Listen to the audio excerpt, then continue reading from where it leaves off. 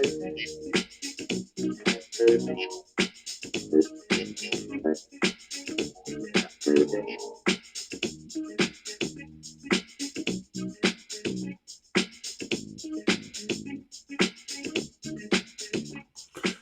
evening and welcome to this broadcast of Black Talk Radio News. My name, of course, is Scotty Reed. I'm broadcasting from behind the enemy lines of USA Inc. It is a Friday Night Live. I apologize for my lateness. We had some issues with going live on our YouTube channel and wasn't able to accomplish that, but we do always have our digital radio stream. So shout out to those who are tuned in through the Black Talk Radio Network's digital radio stream, which our home is blacktalkradionetwork.com. You can also, if you had a TuneIn app, the Alexa, just say Black Talk Radio Network, and it'll definitely come up on those apps. So tonight, on this Friday night, it's a multiple things that I want to talk with you about, but we do have a special guest. We got Kwabena Rasuli joining us again. You know, longtime listeners, he needs no introduction, but for those that don't know, Kwabena is the leader of the Clear the Airwaves project, which is fighting the important battle to clean up our public airwaves. Okay, to clean, for those that don't know what that means, that we're talking about public radio, terrestrial radio that is controlled or supposed to be regulated by the Federal Communications Commission, who has been falling down on the job for, man, I guess we could accurately say decades. But I wanted to catch up with Kwabena, you know, on a related topic dealing with music and the type of music that sows so much dysfunction in our communities. I would say worldwide. But we just had the Super Bowl. People were noting that this is the first time ever in NFL history that you had two black quarterbacks squaring off, Patrick Mahomes and Jalen Hurts, or the Kansas City Chiefs and Philadelphia Eagles, respectively. And you know, Rhianna was tapped to do the halftime show. Now, as I stated in some of my other podcasts, I mentioned, I think Jay-Z's company still may be in charge of putting on the halftime show. But anyway, Rhianna was tapped, and her performance has garnered a lot of attention and chatter. A lot of people are blogging about it, talking about it, making TikTok videos about it. They're talking about it from the Illuminati, symbolism, which of course, you know, a lot of people, when you make that triangle, some associated with the Illuminati, some others associated with Satanism and what. So there's no shortage of angles that or perspectives that people have in talking about this thing, but I didn't watch it live. I really didn't even watch the Super Bowl. It was on TV, but I wasn't watching it. So I missed the halftime show live, and I wouldn't even, people were talking about it on social media, and I was like, okay, I'll just keep scrolling because that's not something I'm, you know, really interested in. And then I was on TikTok, and this guy, I presume to be white and Australian, he had the Australian accent, sound just like Kangaroo Jack. And he made a TikTok video, and in writing, you know, in the graphic on it, it said, one in the wild. It said, did she smell her vagina?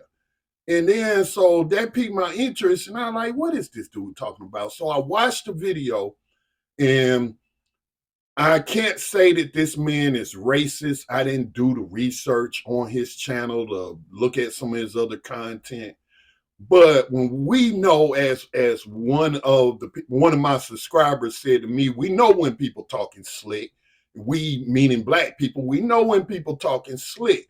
So I can't call him a racist, but you know, according to the code book of Mr. Neely Fuller, I can refer to him as a suspected racist. I suspect him of practicing racism in the way he described her as being a animal, a monkey. He didn't use the word monkey, but describing her movement in terms of an animal doing a mating dance, sniffing their butt, flinging poop. And then at the end of that short clip, she does, in fact, run her fingers across her vagina and then smells it. And I was like, wow. I was, for the obvious reasons. And so that's why I wanted to chop it up with Kwabena to see if he had saw it, but he had not seen it until today. Sometime I think he saw the clip. So I want to get his thoughts on that. But also, in a few days, I believe, if not a week, but a few days, the 54th annual NAACP Image Awards. And so, man, I just had a thought. I wonder what that first NAACP Image Award was like. We're talking 54 years ago, right? And I wonder the difference in the content of that performance or platform back then versus now. And again, longtime listeners of Black Talk Radio, y'all no stranger to this conversation because Kwabena has been on many times to discuss that. So I'm gonna get his thoughts on, on it in general, but the hip hop category or the hip hop songs they picking specifically. So yeah, though, and then last but not least, after we talk to Kwabena, I want to talk about this Buffalo terrorists and the victims, the victims' family. When they had the sentencing hearing the other day, right? And this terrorist got sentenced. And for y'all that don't know what I'm talking about, the Buffalo terrorist, the white, terrorist in Buffalo. We shall not say his name because we don't want, to make him infamous or famous or any notoriety. We just want him to go to prison for life and rot into, and so anyway, what caught my eye on that was, Black, I follow a lot of Black podcasts and other content producers, and this person I follow on Twitter was attacking the family members of the victims and about their behavior, but that's nothing new. Every time we have Black people in an emotional situation like that, especially when the person who murdered them was a white terrorist, we have different reactions, but it always becomes a topic of discussion and it gets into victim bashing. And I just don't think that's constructive. And so I was like, I just can't rock with that. So, but we'll talk about that and other things later on in the broadcast. But let me go ahead and welcome in Kwabena Rasuli of Clear the Airwaves Project. What's going on with you tonight, brother? Oh, you got it, Brother Scotty. It's been a minute, man. It's good. And, man, just the whole piece. I did watch the Super Bowl halftime show live, and I did not see that, what Rhianna did until you showed it to me again. You shared it with me. I heard about it right afterwards, but I didn't get a chance to go back and see it. I did view her, her crotch. And, I was thinking like Michael or whoever else does that. I think it's Michael too. And then, but I didn't see the sniff part. I saw the scratch, but not the sniff until you showed it to me later. And it was funny because I was talking to some other comrades and they were saying, well, maybe she was just going underneath her belly and then going up to her mouth, like zipping her mouth shut, saying, oh, I didn't know I was pregnant. I was keeping it quiet. But I looked at it again. I was like, nah. No, she clearly sniffs her fingers and then makes a little face. Yeah, you saw her facial expressions and what have you. But it's, it's part of the course of what's going on with our music and the over-sexualization of Black women that's been going on for quite a while. And this, the disrespect. But overall, when I watched the show, there was not too much I saw overall that I felt was really in a bad taste. I mean, I thought a lot of the graphics up in the air, and I thought it was pretty cool on that end.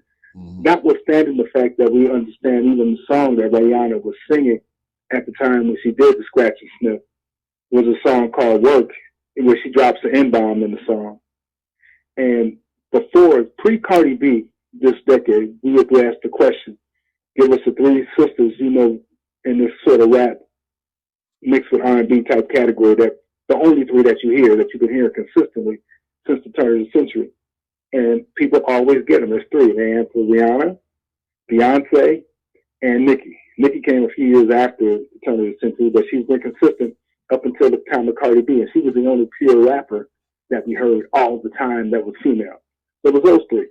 And they continue to be like, Rihanna at the Super Bowl, and then at those No Good Grammys the week before, Beyonce gets awarded again for Album of the Year and all these more accolades. But she doesn't have any competition in this commercial from those who control the commercial music industry that's targeted towards Black people. She doesn't really have any competition. So we expect her to win even more and more, as long as they continue to control our culture. But back to Rihanna's piece, it's just par for the course of what they push and promote about Black women.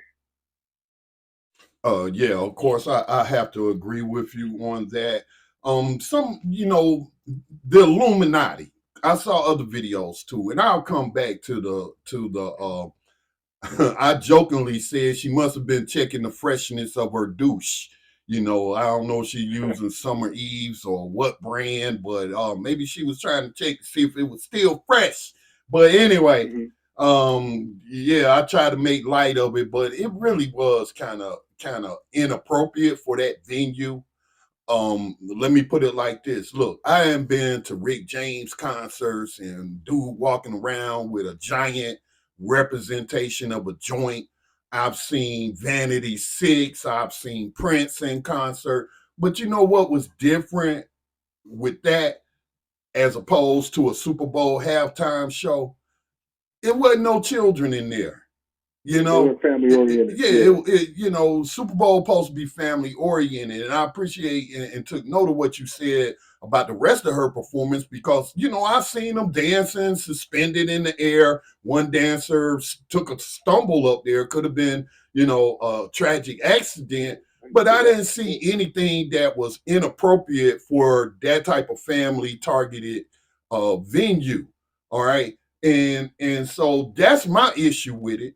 I have gone to these concerts and I appreciate there's a time and place for everything. We have adult-oriented content and we're not trying to take that away from them. I'm not trying to criticize people for consuming it. I consume it from time to time. But again, the point is this is supposed to be a family-oriented event. And then to do that, to dig like you dig, she dug in her butt.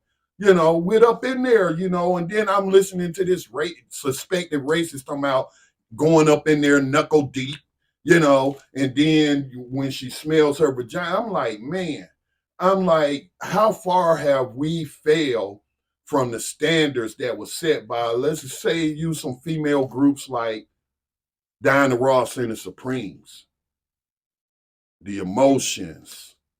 Name some other classy girl groups. What was the one where Climax? Where they still sexy, but and expressing their femininity, but it wasn't vulgar. And look, this Black Talk Radio, it wasn't ghetto. All right. And so, Kwabena, have artists stopped caring about their presentation and how Black people are perceived through them? No, I don't think they have. I think the people who control them know what it is. And it's almost like the Carter G. Woodson piece. They've been programming us for so long to do this, to go out this particular door, this particular back door, that now they don't even have to do it. Even if there's not a door, we'll try to cut one out so we can go out of it. And unfortunately, that's where we are right now. But that sort of thing is already mind debilitating and it's tearing us up, when it comes to the over sexualization of our people, when it comes to the violence that we're seeing every day all throughout this country, even when it comes to the police violence on our people. Going back to Malcolm, and we've talked about this plenty times on your show, going back to Malcolm and how we explained it back in 1962 or 63 in Los Angeles, and the media and how the media and the press can control the image of you. Right. And that image not only affects how you treat and look at yourselves, how others, including, he was talking about the police at that time, how they handle you, how they deal with you. So much so that it's even to the point of, you got 5 brothers or 5 people with dark skin going after other dark skinned people with police uniforms on. And then, of course, we go back to what happened in what was that in Raleigh, North Carolina, with them tasing that brother to death, a couple of weeks ago in Raleigh, North Carolina. So it's sad. And I It's hear true, you. but the main thing they use, and I've tell people about this all the time. The main thing they use right now, again, is this music, is this entertainment. Right. Social. I called it earlier today social engineering. Through media, social engineering, and getting back to her, some of the different portrayals of how people try to explain it to other people. Like I'm taking my target is these mainstream writers that write for these various publications. And a couple of them that I saw were trying to paint her performance as empowering for pregnant women and women in general. And I did do a little short podcast earlier this week about that and saying that's nothing unique. Black women especially was giving birth while working in the fields on the plantations, doing that period of enslavement. We got them giving birth in jail. One of the Move 9 family members, didn't she give birth in jail, the modern prison plantation, and what have you. And so I didn't find it to be empowering whatsoever. My daughter, nothing serious, but she's in a band and they'll perform at a bar or wherever, or they'll go karaoke or whatever. And I heard other writers say this is how a woman expresses her power. And I'm like, I can't see me telling my daughter, what's missing from your performance. You're really good, but if you just swipe your finger, grab your crouch and smell your fingers, that's how you really express your womanhood. I mean, your thoughts on that and how the media trying to portray it as empowering. I love what you said about how we already dealt with these struggles, these sacrifices of our sisters having these children while they locked up. Asada had a child while she was locked up. I think about Fred Hampton Jr., who less than a month before he came out here physically, he had a gun to his Mama Akua's belly as his father was getting assassinated. I think I'm trying to think if Tupac was born in prison. I know his mother did a lot of prison time. I can't recall. I think she may have been pregnant for him while she was in prison. But it's constant, but what our sisters have to go through and struggle with and deal with out here, and the stress that's on them, and we still, in a lot of cases, persevere and overcome. But it's tearing us up, bro, and they know that, and so that's why they oversex us and they make us the image of us with no class. And it's like I go back to Dr. Frances Cress Welsing on her statement about rap music, and when she said that rap music has annihilated the self-respect of Black people. I remember she said that. Yeah, and so it's happened. It continues to happen because I mentioned earlier pre-Cardi B, just hearing Beyonce, Rhianna, and Cardi B all the time. I said and Nicki Garbage, pre-Cardi B. And then when Cardi B came on the scene, when she was manufactured, then you had the City Girls, then you had Megan Pete, and so forth and so on. Doja Cat, just all these sisters out here who disrespect themselves. And I can't think of her name, Mooney, or I think it may have been Mooney, but I think she is the one who won a Grammy for Song of the Year. And it's just about how she can screw all night. Or come on. That was it. And it's won a Grammy for that. And then we go into this NAACP Image Awards. And they got the City Girls nominated for an NAACP Image Award, right. The National Advancement for the Association of Colored People, Advancement, Image. And you got City Girls along with Usher, got a song with Usher, and they got it nominated for an award. And they do this every year. Mm-hmm. Yeah. They do it every year. They're straight porn rappers. Look at any song that they've done. They're straight all nothing but about pornography. Yeah, and I'm playing basketball at junior high school, and here comes some little girls singing City Girls song. Wow. Right. So, also I was chopping it up with some of my subscribers, and these are Black people, and sadly, some of them, defended her behavior. And again, I wasn't attacking her; I was attacking the behavior. I was not even attacking, but critiquing the behavior. And one of the things that was very troubling to me is this woman said to me, Rihanna's a billionaire. She can do whatever she wants with her body.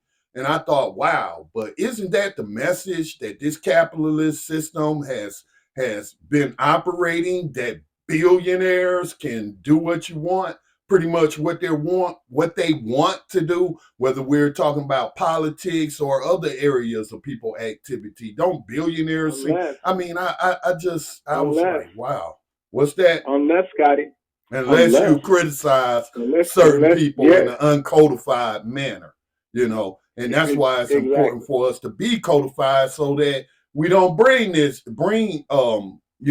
repercussions to our uncodification to us.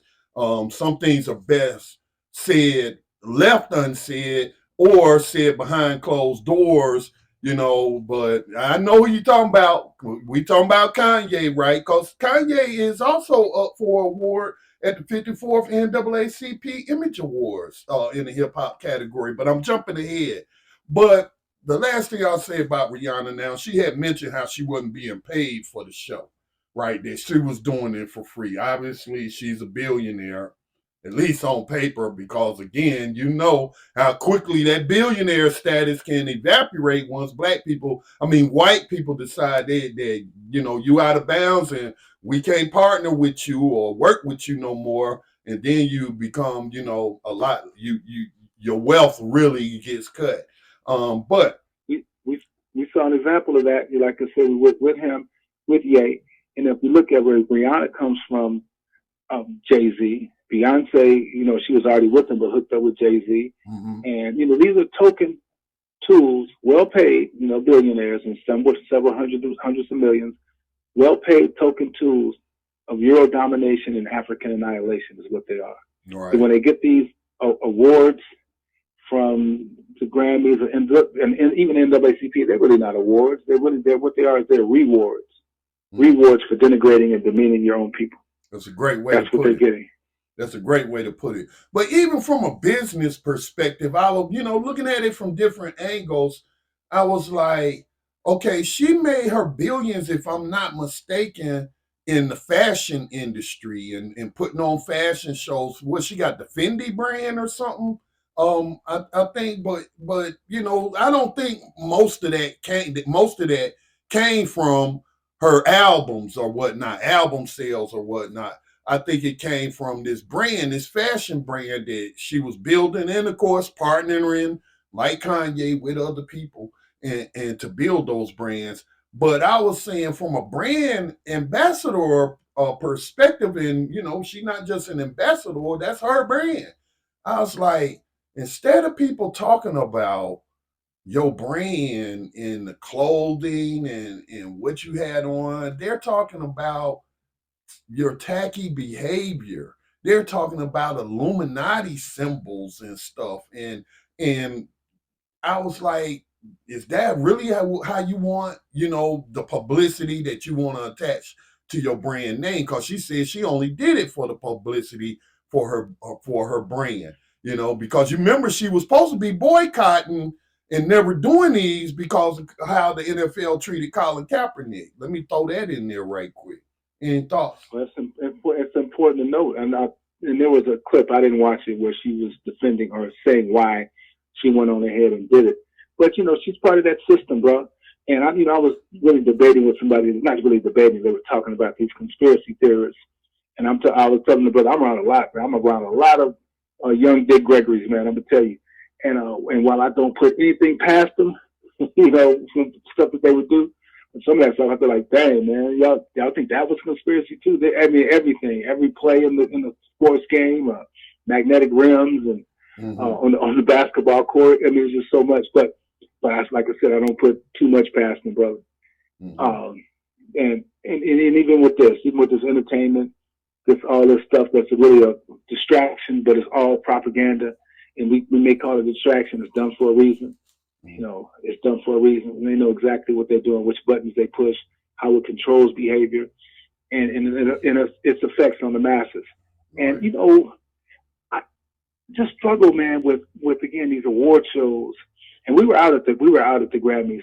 You guys can check out the clip. It's online. We did a protest. Me and some brothers were out there. They wouldn't let us get close to where those people were who were in it. But we were just lamenting the fact that the Grammys keeps on year after year demeaning and degrading black people. You talk about some artists back in the day who were classy, who were beautiful, who were even, you can even maybe call them sex symbols, but just they didn't display all that negativity. You know, I mean, young girls weren't going to Teddy Pendergrass concerts and Marvin's concert. My mother told me about going to Marvin Gaye's concert with women back at the Cow Palace in the Bay Area taking their jaws off and throwing it on stage. But those were grown women. Not saying that was what they should have been doing or whatever, but they're grown women. It's not to our children. This stuff that they do today, they target our children and our youth. I was asking the sister I forgot where I saw her. I was in the spot over in Indiana, and I asked her and her daughter about Glorilla. She had never heard of Glorilla, but her daughter had. My little nieces, 9, 10, and they had a little friend that was 11. I asked them, y'all know about Glorilla? Oh, yeah, we know Glorilla. Then look, then their big brother, oh, yeah, they be looking at it on TikTok. I just shook my head. Wow. Glorilla. Are you familiar with Glorilla? Yeah, I'm familiar with it from TikTok.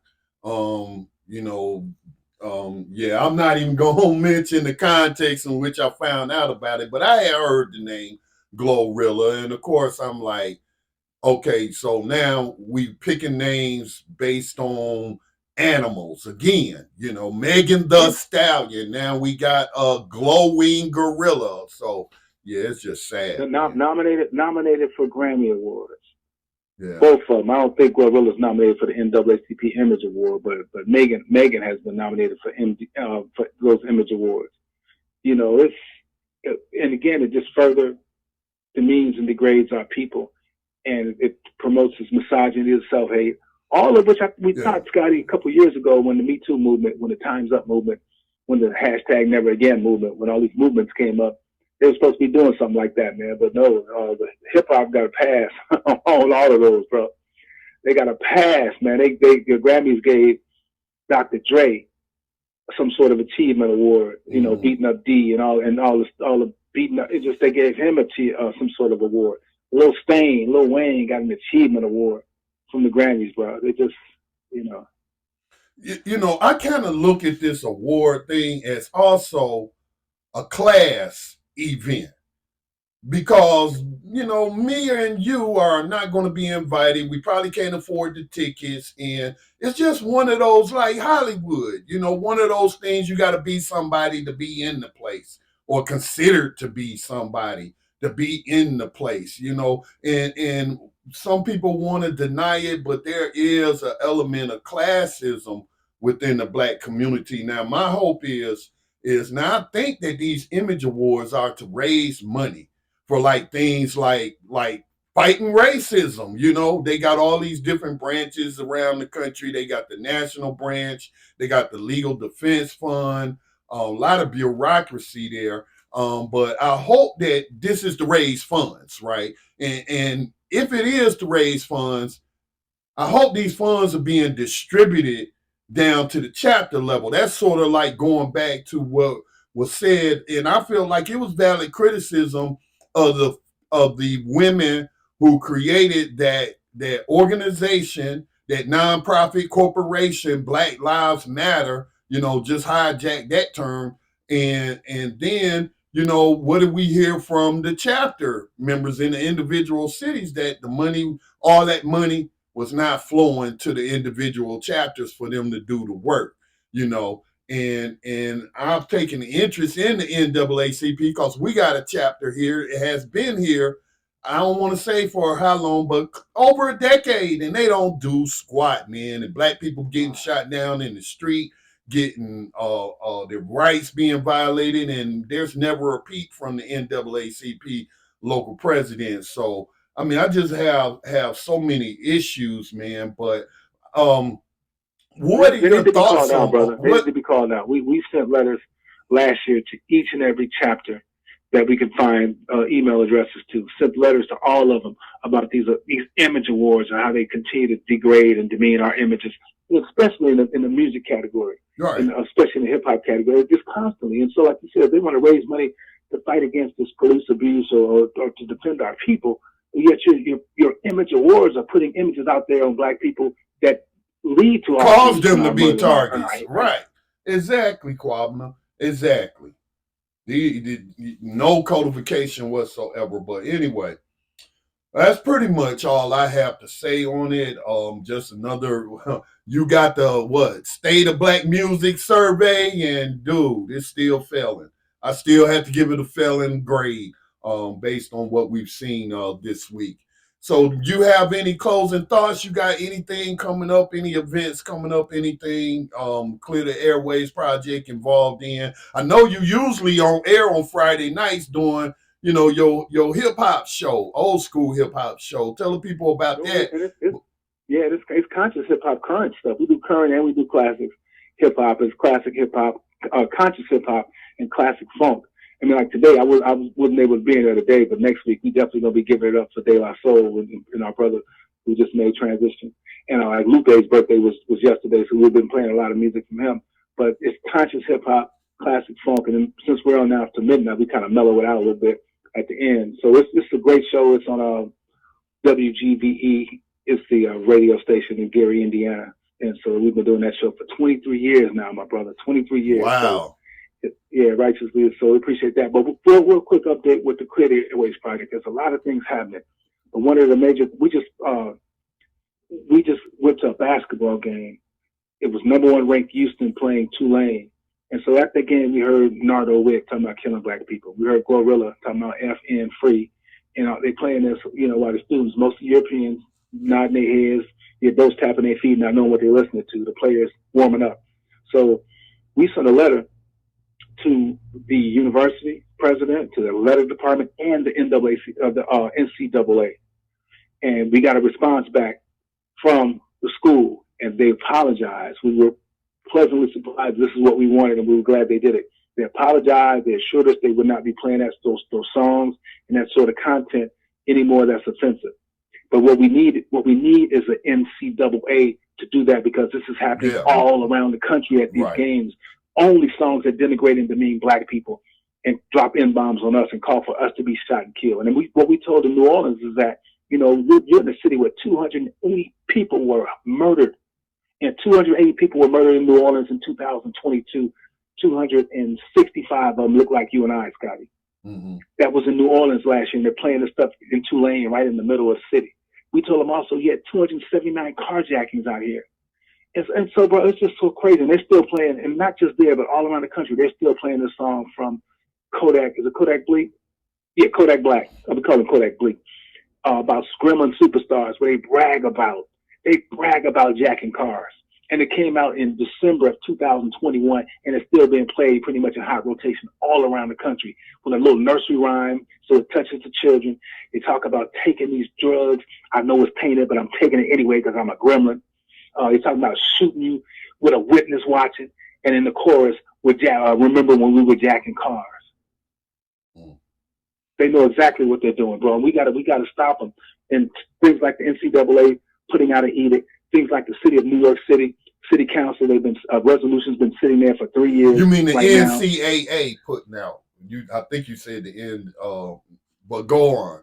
Yeah, I remember. Oh, even the red may have been a 40 slip, but yeah, the NCAA, who's what I should have said, but even the NAACP should jump on this. Right. I mean, the Clear the Airwaves project is cool. We love our group. We love who we work with. But if the NAACP jumped on this, anyway, bro. More organizations, man. Just more organizations need to devote some time and resources to this movement, because it's a much needed movement. You can't say Black Lives Matter and then blare over the speakers some song denigrating Black life, Black people, Black women, Black children, talking about killing Black men. It does not compute. It makes no sense. It's a huge contradiction, and we have to call these corporations out on that. They, even if they don't use the lyrics, they use the jingles, which still supports the industry and that type of music. So yeah, we need big changes. We need a lot of organizations to follow the template that Clear the Airwaves Project, Rage Against the Ratchet, and other groups have been doing this work for years. I mean, we can go all the way back to when Ronald Reagan and what was C. Dolores Tucker, and even you mentioned Dr. Francis Cress Welsing spoke on this. Yeah. For C. Dolores Tucker's National Congress of Black Women, and Dr. Ife Williams, who just left that position, was right with us and is still with us on this. National Black Leadership Alliance, as you know, with Bob Law. And so it's so many. CMOTAP, the Committee to Eliminate Media Offensive to African People, Brother LeGrand Clegg out here on the West Coast, and James McIntosh and Betty Dobson on the East Coast. They still with us on this, but we need more. We need more people to use it, think about this as a priority. So look, Scotty, so a couple of real things real quick. In Chicago, which is the poster child for all this fratricide right now, it still is. Drill music came from there and all of that. There's a mayoral election. Probably 8 or 9 people running for mayor. They keep saying the number one priority is this crime and this violence. However, I've not heard one of them yet say anything about the 2, I think there's now 3 deaf music killer radio stations that's telling our children to commit crimes and violence. Not one of them has said anything about that. Not one. And then when you on another end, and I know you got to run, but I'll shoot on this. We see Cam Thomas. Cam, that's the one that hit like the 40 in a row for New Jersey recently. Yeah. So Cam Thomas, Kyrie left, Kevin left, and so here comes Dinwiddie and others. And right. Dinwiddie is with him on an interview, and they're talking about Dinwiddie, bragging, okay, now y'all got some handsome players or something like that. And then Cam said, no, we've been handsome over here. Then he finishes up with no homo. They fined him $40,000 for saying that. $40,000 for saying no homo. But you can say N-words and play all kind of vulgar, trashy, tacky, racially insensitive music at your games. They'll be at the All-Star game this weekend with artists there who drop N-bombs on us. Exactly. And they're saying it at the game. And yet you get $40,000 fine. I'm not saying that they shouldn't, whatever. I mean, if you're offending people, you shouldn't be offending people. But you got Lizzo and you got Beyonce again, taking spaz out because it's offensive to some people with cerebral palsy or other issues with that. So they take it out. However, they get rewarded albums of the year, yet they still got N-bombs being dropped on them albums. Right. A lot of work to do, brother. And then, in the Black Talk Media Network, right? Y'all been with us we've been with y'all for over a decade now dealing with these issues, man. So we appreciate that. And really good to be back with you, man. It's been a minute. Yes, it has been. But definitely, the door is open, and anytime you want to come on, just let me know. All right, Kwabena, you take it easy, man, and stay safe behind these enemy lines, man, and keep doing the good work that you're doing. You too, Brother Scotty. We'll be in touch, brother. Cleartheairwavesproject.org. So check out our website. Word. Peace and blessings to you. All right, my brother. One love. Right, again, that was Kwabena Rasuli of cleartheairwavesproject.org. That's the website. Go check them out. See what you can do, where you can fit in. Get in where you fit in and see what you can do if this is important to you. This type of misogynistic programming is basically social engineering.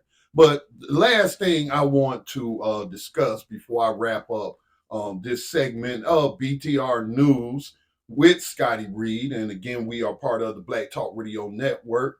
And shout out to other network members like 3 gals talking smack and listening to music, and 3 guys talking smack, listening to music. Our media partners out there, our sister platform, RVA Soul is one of the platforms where we have people podcasting and talking about the issues up there. But timefораwakening.com as well. That's Brother Elliot and them. So we got to do what we got to do, man. Get in where you fit in this movement to stop the denigration of African people. So the last thing, speaking of denigration of African people, the last thing I want to cover is this Buffalo terrorist that killed those black people. This white terrorist, admitted terrorist, he admitted that he killed these people because they was black. I'm not going to get into his apology, as he did choose to make a statement. Again, he pled guilty so that he didn't get the death penalty and whatnot. He got life without parole. But I'm not going to read his entire statement and his little apology, saying the same things we heard before about, and not to say it's not true, but him being radicalized to hate people online. Again, media is very powerful, man, very powerful. And he's sorry for what he did to the families, but sorries is not going to bring them people back. But anyway, one of the judges had said, what did this judge say? I'll tell you what the judge said during the sentencing. The judge, Susan Egan, said, there is no place for you or your ignorant, hateful, and evil ideologies in civilized society. And there can be no mercy for you, no understanding, no second chances. So he got life in prison without the possibility of parole. And I'm cool with it because I'm anti-death penalty, even though I know he's guilty. There's far more people who have been put to death who are innocent of those crimes. And I just don't think as a society, for us to say it's wrong to take another person's life, but then the state takes lives all the time. And what so I'm just anti-death penalty. All right. But so he got life in prison without the possibility of parole. But what, like I touched on at the beginning of the broadcast, one of the things that kind of angered me, caused me to look at this black person sideways was this black person attacking one of the victims. You may have seen the clip of the black woman who was addressing the terrorist and telling him, what he's done to her family, how he's destroyed her family and what have you. And then the male who was with her, standing beside her, tried to bum rush the terrorists inside the courtroom. And then so this person said, he know he wasn't going to be able to get to that terrorist or get to that white man. And all those cops in there, this is just performative, just really taking a very negative view and painting a very negative picture of this grieving black man. I'm like, unless you suffer that kind of pain, I can imagine, but I can never say I know what it feels like to lose a family member, a close family member, especially in that sort of way, where they were gunned down by racist terrorists brutally. And if I was in that man's situation, I might try to rush him too, hoping I could just get a leak in, just let me break his jaw that's emotional thinking. And that was an emotional time. And sometimes when we are taken over by our emotions, rationality doesn't rule the day. But what is that for another black person or any person to attack that black man about? To demonize him. But yes, you demonized him, saying that he was just doing that for the cameras. He was just performing for everybody. He was there to entertain us. Because that's what performative means, that his reaction wasn't sincere and coming from his hurt heart. And, this is just something I noticed there's a thread, and it's primarily black men, but it's women too. But the majority of them, I would say, that I have observed are black men who always got something very, very negative to say about black people in these situations, grieving and how they react, whether they forgive the terrorists and say, I forgive you cause that's the only way I can be forgiven for the sins I have committed. That's them, man. That's how they expressing themselves in that moment, being ruled by their emotions and their grief. Grief is an emotion. And they get a pass. How come they don't get VGQ? I don't hear people saying he said what he said, VGQ, victim guaranteed qualification, right? And so these people claim to know about Fuller's to be in the know about codification, but act very uncodified on social media. So I just that just really disturbs me, man. And these same people, man, they got a lot of hate for black Christians as well. Black Christians ain't even got to do nothing, but just exist, and they being attacked, saying that's all of this debunked theories about this being a tool of white supremacy or the white man's religion, when it's pretty much common knowledge that that book is set where it was nothing but people of color, and people all over the world practice that religion. But not to defend that religion, but why would you attack? Why is it you only attack black Christians and not black Muslims or black Buddhists or anybody who believes in a higher power? Because that's all it is at the end of the day. That's all religion is: people expressing a belief in a higher power. It's a whole lot of people, and they call it by different names. Rastafarians, I don't hear them being targeted by these same type of black people that want to target Christians. I mean, Rastafarianism is based in Christianity, using different words, for God and for Christ and what have you. But I'm like, it just really disgusts me, man. So that's why I have to call those who I follow on social media. Not gonna say I do it a lot or have to do it a lot, but I get to the point to where I don't even want to debate them in conversation, really, because how ignorant can you be? How disrespectful can you be? And then you want to talk about black people having the right to self-determination, but that's only to practice and do what you want them to do. You really don't support self-determination. But anyway, I'm not going to belabor the point. That's my program.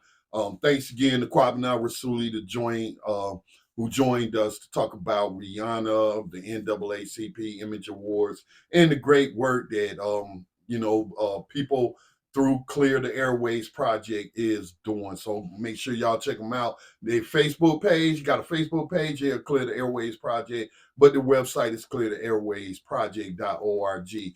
Black Talk Radio News is supported in part by the nonprofit media organization I founded in 2008, Black Talk Media Project, and we definitely need your donations to sustain our media operations and continue to expand, what we can offer people.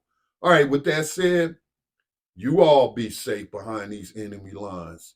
Peace and blessings to all.